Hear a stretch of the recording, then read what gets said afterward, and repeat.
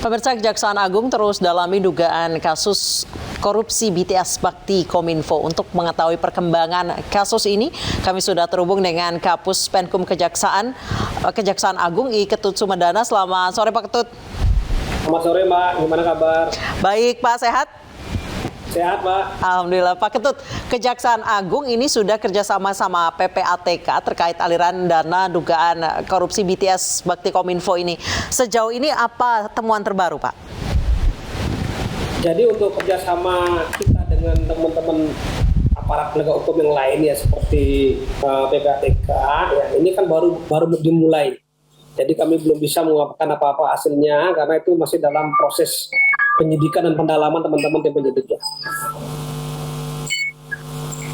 Orang diperiksa termasuk tersangka mantan Menkominfo Johnny G. Plate terkait apa Ya, Pak? ini, Siapa saja dan terkait apa?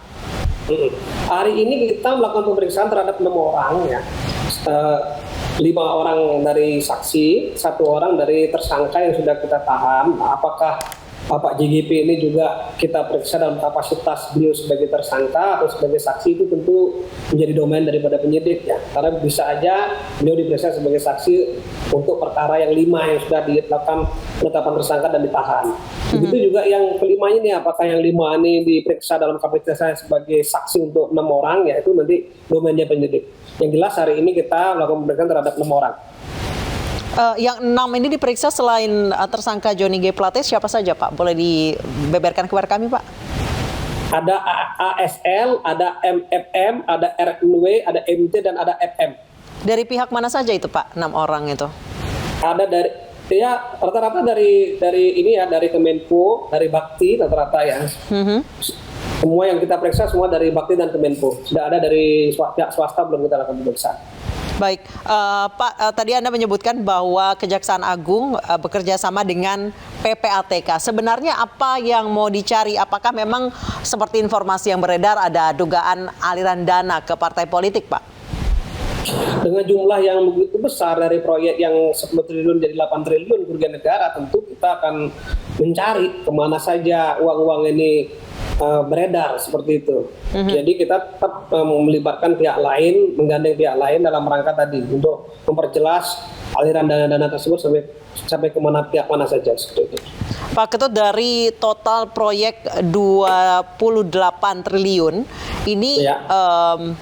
Tersangka meminta untuk dicairkan di awal 10 triliun yang dijanjikan untuk awalnya membuat targetnya 4.200 ya Pak ya. Cuma sampai saat ini hanya terbangun 958, padahal laporannya itu 1.200. Dari 8T diduga dikorupsi 8,32 T.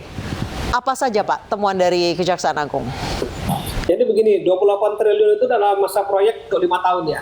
Yang kita periksa tim penyidik ini adalah memeriksa proyek dari 2020 dan sampai dengan 2022.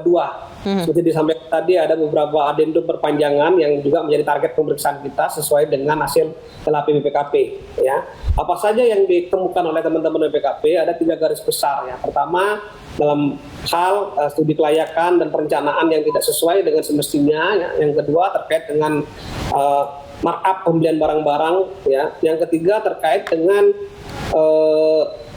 pembayaran yang belum terselesaikan. Artinya ada yang sesuatu yang fiktif juga dibayarkan di sini seperti itu. Pak, proyek ini sudah berjalan selama 14 tahun sejak tahun 2006, namun baru bermasalah di 2020. Apa saja indikasi yang kemudian tercium ada penyelewengan dana, Pak? Oh tidak, jadi yang kita periksa adalah pembangunan proyek BTS tahun 2020 sampai dengan 2022. Jadi 2 tahun belakangan ini ya.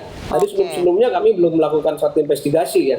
Yang kita lakukan investigasi dengan teman-teman BPKP adalah 2 tahun belakangan ini.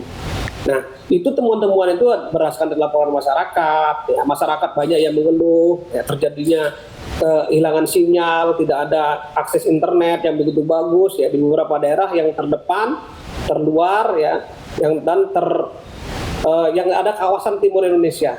yang di daerah-daerah pedalaman yang tidak mempunyai akses internet. Nah, ini banyak kita menerima laporan, ada yang sudah dibangun tapi tidak juga hidup, ada yang pembangunan yang masih terbelangkai, tadi dibilang ada yang sama sekali tidak ada bangunan tapi dilaporkan ada pembangunan. Nah, ini yang kita lakukan pendalaman tim penyelidik yang sudah hampir 1 tahun bekerja ya. Sehingga di bulan Oktober 2022 kemarin itu kita meningkatkan statusnya menjadi penyidikan umum seperti itu. Pak Ketut, dari janji target 4.200, kemudian laporan hanya 1.200, ternyata baru dibangun 958. Apakah dari Kejaksaan Agung telah memeriksa 958 ini beneran atau goib, Pak, atau fiktif? Kalau itu berdasarkan hasil pemeriksaan BPKP, tentunya kita pasti turun ke lapangan. Tidak ada yang hasil pemeriksaan itu dengan sampel itu kan tidak bisa. Ya pasti teman-teman BPKP dan teman-teman tim penyidik ini di samping melakukan melalui internet ya juga melakukan melalui pemeriksaan di lapangan secara fisik. Karena ini proyek prestisius, proyek betul-betul yang menjadi harapan daripada masyarakat yang tadi yang tinggal di kawasan-kawasan yang tidak punya akses internet. Pak Ketut, dari apalagi 900 ini menjadi proyek, apalagi ini menjadi proyek strategis nasional ya. Tentu kita harus punya kewajiban untuk mengawal proyek ini sampai selesai. Gitu. Pak Ketut, dari 958 yang terbangun, itu semuanya speknya sesuai atau tidak, Pak, dengan anggarannya? Saya tidak merinci secara jelas ya. Yang jelas hasil pemeriksaan dari BPKP itu ada proyek yang dibayarkan tetapi tidak selesai pekerjaannya. Artinya ada yang tidak hidup seperti itu ya, ada yang fiktif juga ya, ada yang laporannya selesai tapi tetap dilakukan pembayaran seperti itu. Jadi saya tidak merinci secara pasti 956 mana saja yang terkait ini, apakah ini hidup atau tidak, saya belum merinci secara jauh seperti itu. Jadi baik, Pak Ketut, kita hanya mengacu pada hasil. Tapi dari 958 ya, itu ternyata nggak semuanya berfungsi ya, Pak ya?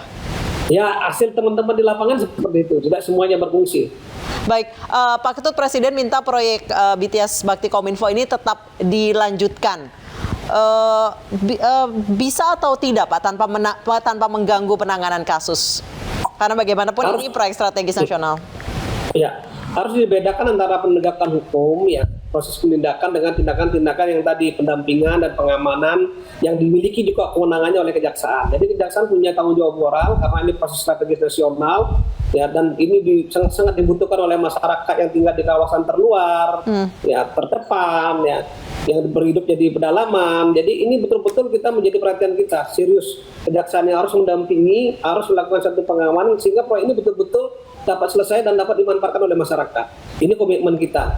Nah, ke depan mungkin kita akan komunikasi dengan Kemenpo, komunikasi dengan Bakti, ya, bagaimana solusi agar proyek ini bisa terselesaikan dan masyarakat menerima manfaatnya seperti itu. Baik, terima kasih Pak Ketut Sumedana, Kapus Penkum Kejaksaan Agung telah berbagi informasi bersama kami di Newsroom. Selamat sore, Pak Ketut. Terima kasih.